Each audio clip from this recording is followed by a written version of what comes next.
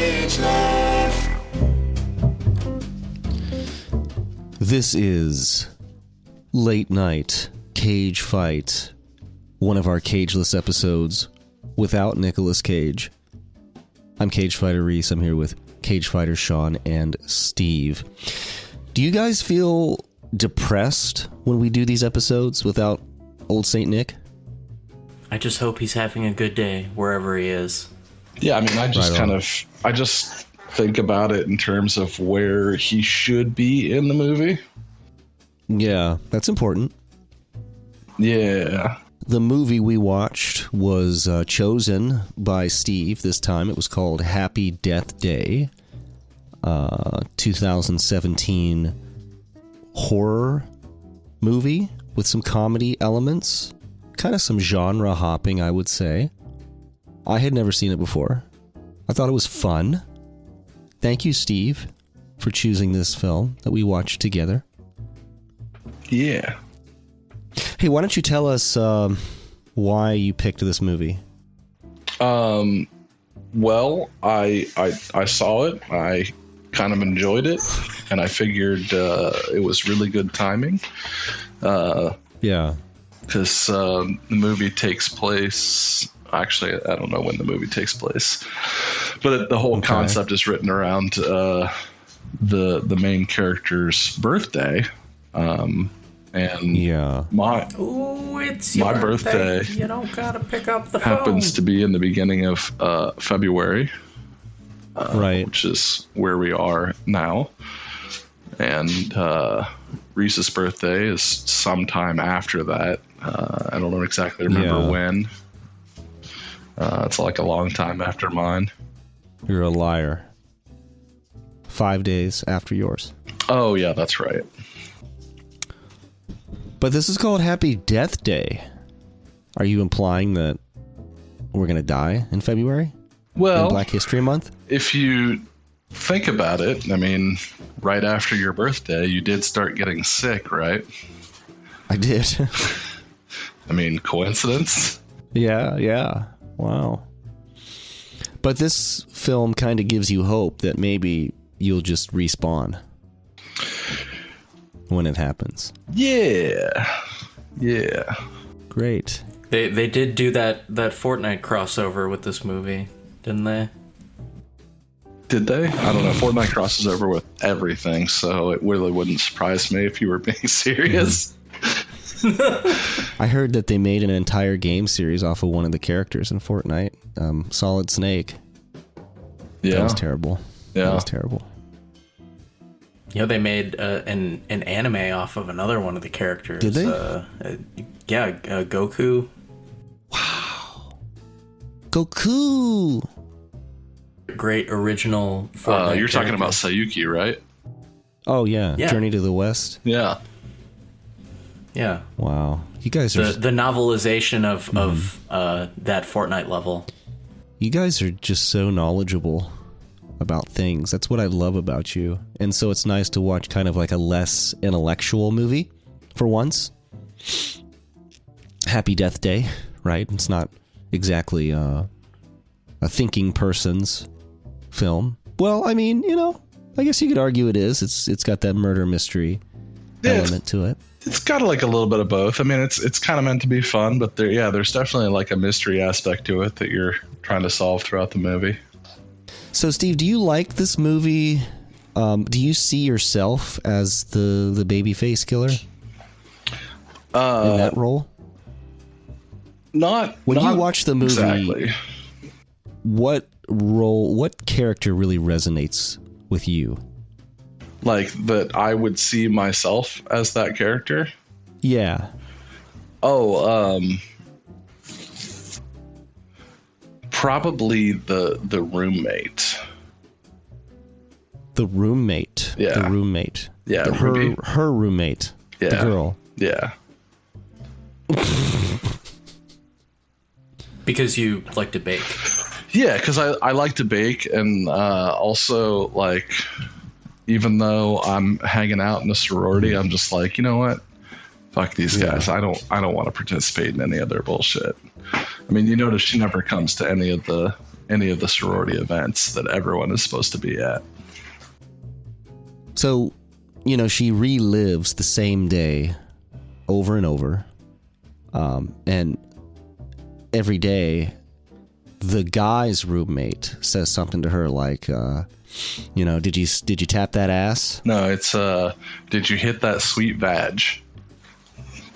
That's it. Thank you. That's Classic. who I thought you were talking about.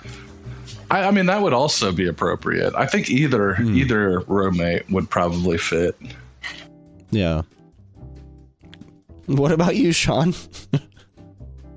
I think I most identify with that character that had the chocolate milk. Oh. Yeah, she got owned. Yeah. Quite a few times. Yeah. So, fun fact, in the canon of the series, she actually gets osteoporosis because she spilt that milk and she didn't have the opportunity to partake in it in its supple nutrients. You know that the actress that played that role, Sean, that was Becky. That was the name of her character, played by Cariella Smith. She was also in a movie called 2 Bedroom 1 Bath. That sounds interesting. Yeah. Does she drink chocolate milk in that one? It's a little bit different. Why would you bring chocolate milk to a sorority meeting that's out in the open in public? She should have known better. Well, and that's why she got reminded of her ignorance. Yeah. Very true. What's the story, Steve? What's the overall plot in Happy Death Day? So, it basically takes place, girl wakes up in a strange boy's dorm room in college. Uh-oh. She had, played some sloppy salami, and... Well, he said no. Well, later he said no. Of course. But that was her assumption when she first woke up. That's true. So she walks home from, does the walk of shame back to her sorority house. It was very Game of Thrones, I thought. Yeah. And then progresses through the rest of her day and is ultimately murdered before the end of the night. And wakes Very up short film. in the same day again. And it just kind of repeats through that until she finds out why she keeps dying. I thought it was clever how... I mean, anybody who watches this movie is going to go, oh, it's Groundhog Day. And they reference Groundhog Day at the end. But I love how they recognize it in such like a generational way, where he's like, you know what your situation reminds me of? Groundhog Day. She's like, what is that? What are you talking about? Right. Which is like so accurate for like modern, like the time period or the modern time, and assuming that she's a sorority girl and like today's, they would have no clue. Well, millennials watching this most likely are going to go, oh, it's Groundhog Day. I agree with you. The Gen Zers didn't watch Groundhog Day. Right.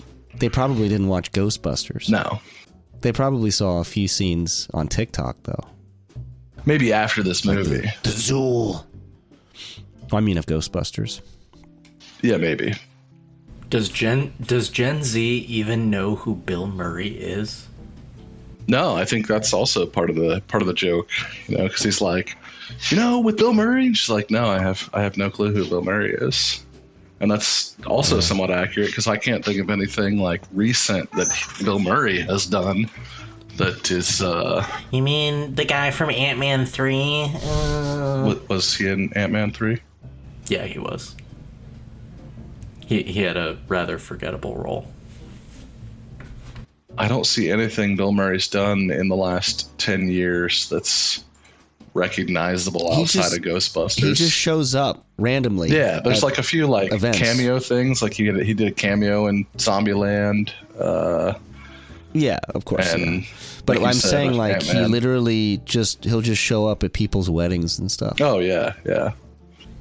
I mean, he is in every Wes Anderson movie. I mean, the last big role that I see that he has done was probably Osmosis Jones.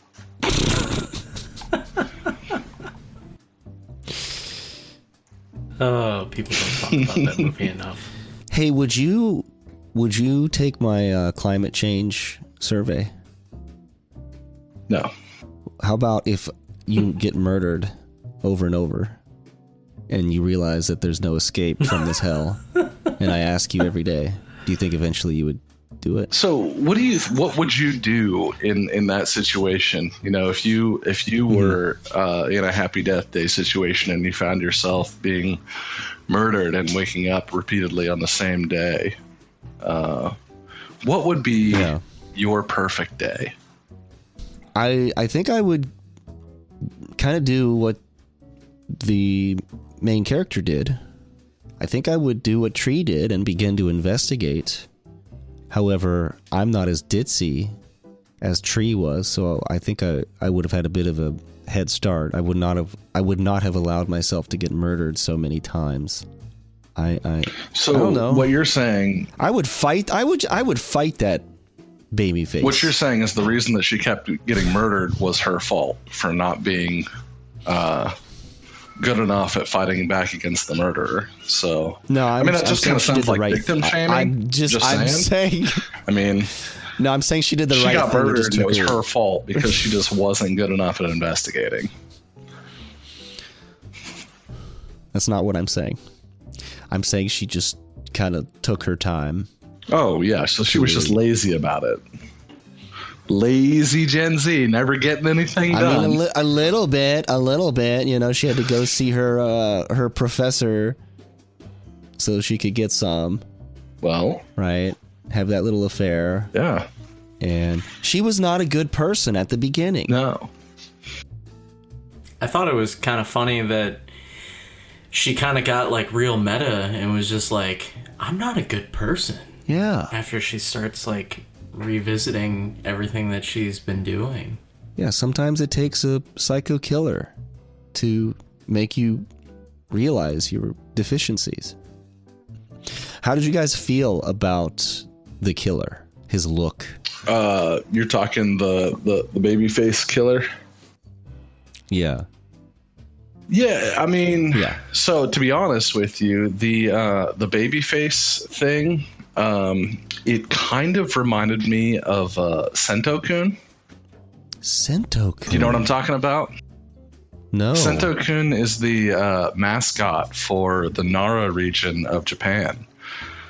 Okay. And it's basically just like this big baby in like a red. It's like a sash. Yeah, it's like a sash. And he has antlers. Deer, antlers. Yeah. Oh, I have seen this baby. Yeah.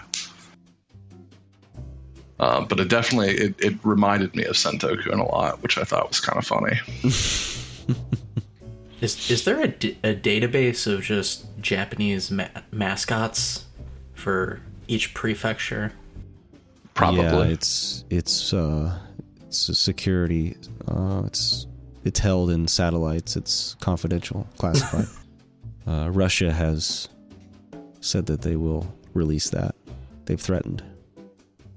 So Russia actually is launching a nuclear satellite that is specifically made to take down Japanese mascots with precision from outer space. Correct. Yeah. Thus that explains what happened to a lot of like the older ones. Yeah, they were probably victims, chemical attacks and such. Yeah. I thought The Mask was silly, but the movie is kind of silly itself. And it's kind of a parody, honestly. Yeah. Yeah. It worked. Overall, what I did like about the movie was I thought there was good. I thought there was good character growth throughout it, where, like obviously the first time through the day is just a normal day. And the second time through the day, it's almost kind of like, man, that was a really screwed up dream that I had. And like, kind of like noticing like a lot of things that like seemed really familiar from the quote unquote dream. But like, yeah. And then like, as it keeps happening and it keeps getting more and more real, like the fear really starts to stick in. And I also like how as she makes different decisions throughout the day, it ends up with a lot of different outcomes, like totally different scenes. Other characters are in like different locations, so it's like compared to Groundhog Day. I feel like Groundhog Day followed much more of a linear path throughout, where like most people didn't change what they were doing or what they said based on what Bill Murray did. But like in this movie, I feel like there was a lot more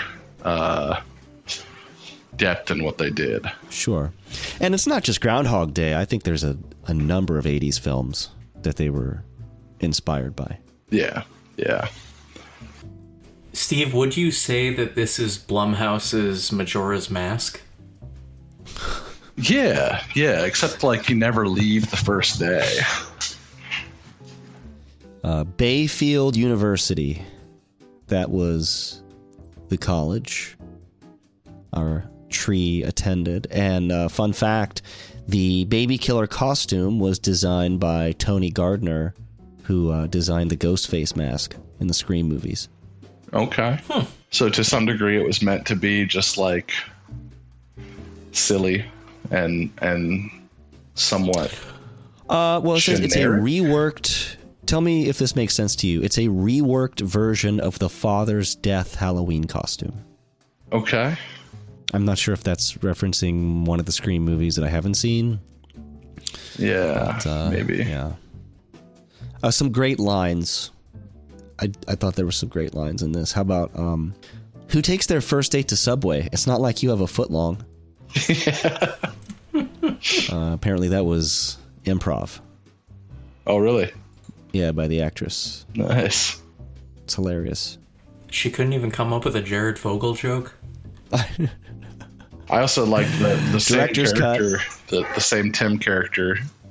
Like at the end, what does she say to him? Something like, I know you're not really into girls, but it's okay. Love is love. Now get up, find yourself a nice fine piece of man ass. Hilarious. Yeah.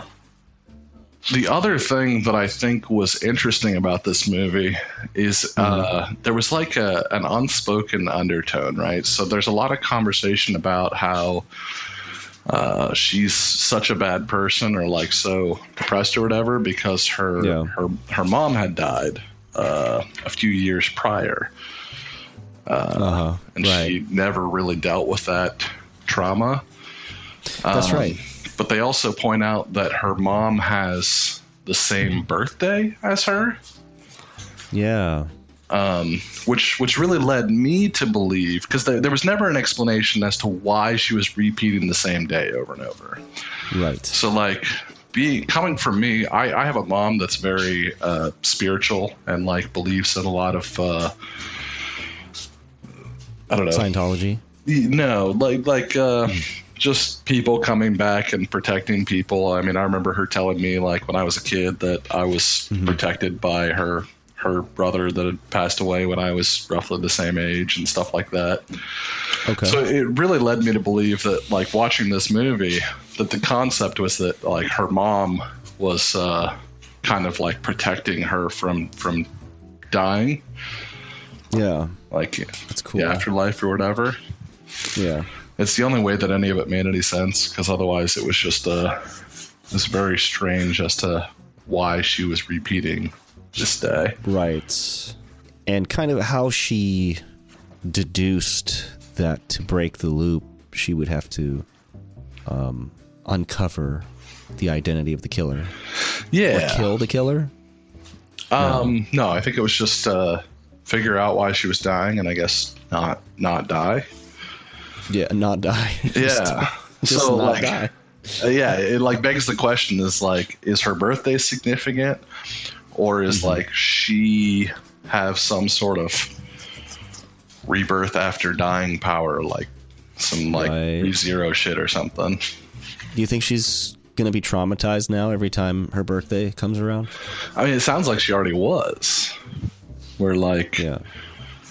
I don't know, didn't she have like some big scene with her dad where she was like, I just can't stand it, you know? My birthday used to be happy, and now it's like, it's just a cruel reminder of everything that I've lost. And that ringtone. And that ringtone. The ringtone. The ringtone was originally 50 Cent in the club, by the way. Oh, yeah? Oh, really? But yeah, they couldn't secure the rights, so they had to come up with their own. Too bad. I was impressed by the resourcefulness of the babyface killer. Yeah. Like he really tried his hardest to kill that chick. How about when she was pulled over and the killer just completely turned the police officer into... Yeah. Maybe the moral of the story is if you're like an alpha chick and there's like a sigma cuck boy that's into you, you should just give him a chance. Yeah. Yeah. Or she could have got with the babyface killer. Yeah. Oh, the possibilities. Well, they are making a sequel. Or did they already? Or I forget. They did.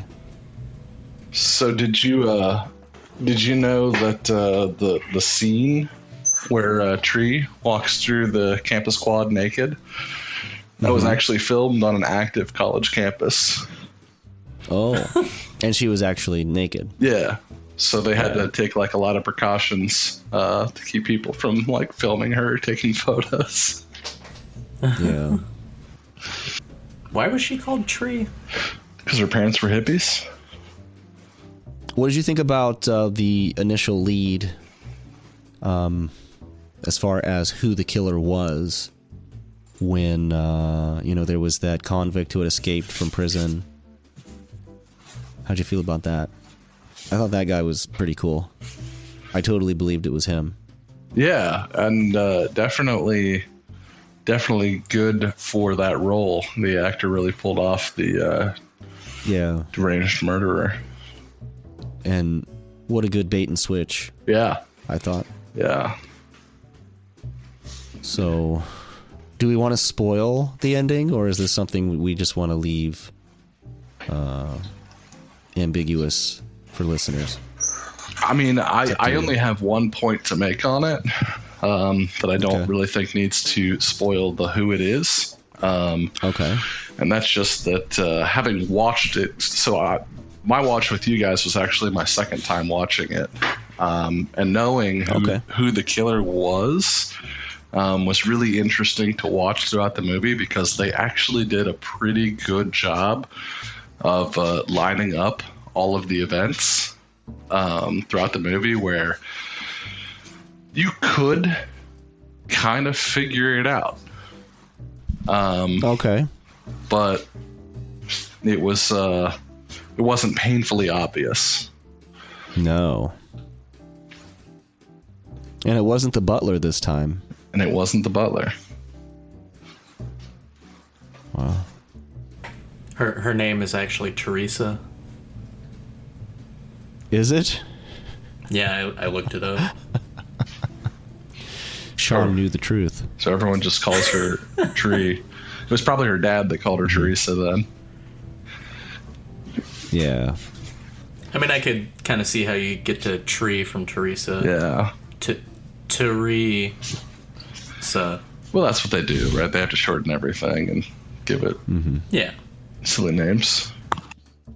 How about when she was getting murdered at that party, and the one guy comes in, the frat boy, and he sees the fun happening. He's like, "Yeah, hell yeah!" Yeah. And he leaves. Yeah, that was super appropriate for the setting, but definitely an unsettling thing to see, because you're like, that's accurate. You see somebody just getting assaulted, and you're just like, "Argh!" Get it! Get that sweet badge! Yeah, some satire there. Yeah. Nah, it was a good flick. So there is a sequel to this movie, and I have not seen it, but I did a little bit of digging, enough to see that Tree, Carter, a number of other characters all reprised their roles in the second. Okay. That's good. But like the same thing happens to her again? That's what I'm kind of a little bit curious. I mean, I feel like if they do another time repeat movie with the same characters, it'll seem kind of repetitive. But I'm curious how many to see if Scream they movies are answer. there? That's true. But this is a very... I don't know, like, I feel like this concept would be kind of like a one and done. If you have like the same character come back and repeat days again, then you've got to have a lot more into why they're repeating. Yeah, and I did catch a little bit of an interview with Jimmy Kimmel and the lead actress Jessica Roth, and that's because I wanted to know how to pronounce her name. But they were talking about how the sequel actually... It references even more 80s movies, like Back to the Future, okay, for example. Okay. So I'm sure it's fun. Maybe Doc is the baby face killer. Maybe. Does this movie mean we're going to get a sequel to Groundhog Day? Not with Bill Murray. Oh, speaking of other interesting facts about this movie, the main actress, what did you say her name is? Jessica Roth. Her most recent movie to date is another sequel to a timeless classic that we've probably all watched as kids. Goonies. No, it's a TV series. RoboCop. I'm not going to let you guess because you're never going to get it. Boy Meets World. She does a movie called Boy Kills World. Nice. No, I don't think that has anything to do with Boy Meets World. I just found it funny when I looked it up. But she does do a remake of the 1983 movie Valley Girl with Nicolas Cage. So that is our finite connection to Nicolas Cage here. She is in the new Valley Girl? I believe she's one of the leading roles. Shame. It all comes full circle. Oh, no. Yeah, she's Julie. She's Julie. Yeah. Why? Nick is not in it. Nick is not in it, unfortunately. And Logan Paul is in it. Yeah, so it's clearly the kind of trash that we need to watch. Wow. That must have been a good contract for her. Yeah. I'd be really happy if Logan Paul just ceased Happy Death Date to exist. Yeah. Happy Death Date. That's I really hope he dark. has a happy death day this year. I hope he loses all of his Pokemon cards. to Jeffrey. That's the kid on the swim team who stole all my Pokemon cards. Yeah. So if you're listening, Jeff, man. I know it was you, and I will never forgive you. What a douche. We gotta find him. Well, I think Boy Reece is kills friends with me. him on Facebook, which has, made me question our own I used to friendship. be. Okay, you did finally unfriend him? Good. I don't know. We got to find him and make him watch Cotton Club. Yeah. On repeat. Every day. What was I watching the other day? There was some I don't know why you mentioned watching a Nicolas Cage movie, and there was some movie, or no, it's a new Amazon TV series, Cageless, and they talk about what happens if you break one of the rules, for the angels. It's like, well, you'll have to be punished. You'll have to watch City of Angels for all of eternity. Nice. Yeah. Well, happy Death Day. Good pick. Do you guys have any interest in watching the second one at some point? Yeah, I would. Okay. I'd give it a watch. I'll go into that one blind with you guys and experience that for the first time. Oh, wow. We'll get Steve's genuine reaction. So we got coming up next, what the hell is it called? Not Bury Your Dead. Bring Out Your Dead? Bring Out Your Dead. With Nicolas Cage as the lead. And I've said before, having seen the trailer for this one, I'm looking forward to it. Really? Okay, that's good. That's good. Yeah, it looks very interesting. I know there's some. I know this season is just very interesting when it comes to the Nicolas Cage movies. There's some that I'm really looking forward to, and some that are going to be a struggle. Yeah, so Bringing Out the Dead is a Scorsese film. Yeah.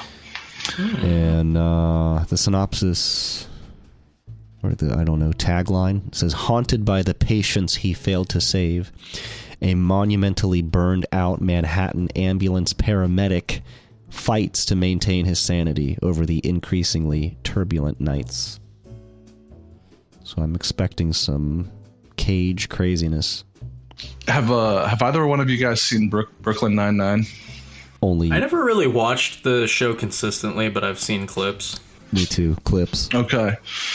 So they, I've been watching it lately. It's just kind of like my go-to background movie show while I'm doing other stuff. And they had, I think it was in season 6 or 7, they had a Nick Cage episode. Nick was not in it, but he was referenced very heavily. About this. Yeah. Basically, the two of the main character, Jake Peralta, super goofball cop, and then the captain's husband, who's like this very literate professor, are basically stuck in a house together for 6 months. And so in order to pass the time, Jake brings his collection of Nicolas Cage movies for them to watch. Awesome. And so he jokes about how, he's got range, he's got a little bit of everything. And so there's a lot of quotes from different Nick Cage movies, a lot of different movies that are referenced. But the funniest part for me that's coming up in this season is at the very end, when they finally get separated, he's like, I'm going to miss this time. And he goes, yeah. I mean, I've purged all the Nick Cage movies from my mind, but, And then he's like, no, you haven't. And he finally makes another quote. He's like, but we haven't watched all the movies yet. There's other ones. And he mentions Captain Corelli's mandolin. And the guy just snaps back and he's like, wait a second. There was a movie about a mandolin and we didn't watch it? And he's like, it was just some crappy movie. He plays like a nerd guy or whatever. And he's like so angry because he's a very dry, boring, literate kind of character. But my point was, seeing that has made me even more nervous about making it through this movie, because this character is, his favorite food is a plain scone. He's just a very dry character. And so for him to be excited about that scares me a little bit about how difficult it's going to be to watch Captain this Corelli? movie. Yeah. Is that what comes up after Bringing Out the Dead? It's within the next few. Okay. Bringing Out the Dead, and then I think we have one Gone in 60 Seconds first, and then then we go to Captain Corilla's Mandolin. All right. Well, I think that was a great discussion of Happy Death Day. Again, thank you, Steve, for choosing our Cageless for the month. Basically, because of our birthdays. That's very sweet. Yeah, and also Groundhog Day for February. Right. Yeah. And if I show up to your house as the babyface killer, just know that you deserved it. Yeah. And make the right choice next time. I mean, I won't, but... Be a better roommate. Hiroyui wouldn't leave his friends at the bar. That's exactly what I was going to say. To all the listeners out there, Steve and I used to be roommates, and we had a very unfortunate evening one night. I won't get into the details, but it ended up with me coming back from an establishment and punching Steve in the face, and then going to my room, my closet, and talking to myself, I guess. Yeah. I said, Hiroyui wouldn't leave his friends at the bar. Even though he very much would. He probably would. Probably would. Probably would. Good times. Good times. All right, thank you, guys. Speaking of old stories, at some time you're going to have to tell the Peabody story on here. I'm not telling that story, Steve. That's not going to be told. That is not a story to be shared with the world. I think so. If you'd like to share your version so that I can deny it, I would allow it. But, yeah, that was not a good time at Peabody's. Just don't go to a goth show by yourself, guys. We did have one more question for the Cageless on this movie. Who should have been Nicolas Cage? Who should have been Nicolas Cage?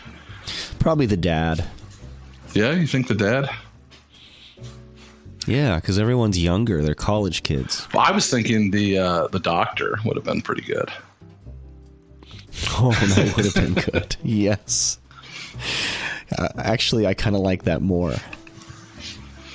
The professor, right? Yeah, the professor, doctor professor. Yeah. I don't know, Proctor. No, what was it from the Awesomes? Professor Doctor. What was his Proc? Yeah. Yeah. All right, well. Yeah, I think thanks for listening to Late Night Cage Fight. That was our review of Happy Death Day from 2017. Go see it. Fun flick. We'll catch you next time on Late Night Cage Fight. Cage out, everybody. Cage out. Cage out.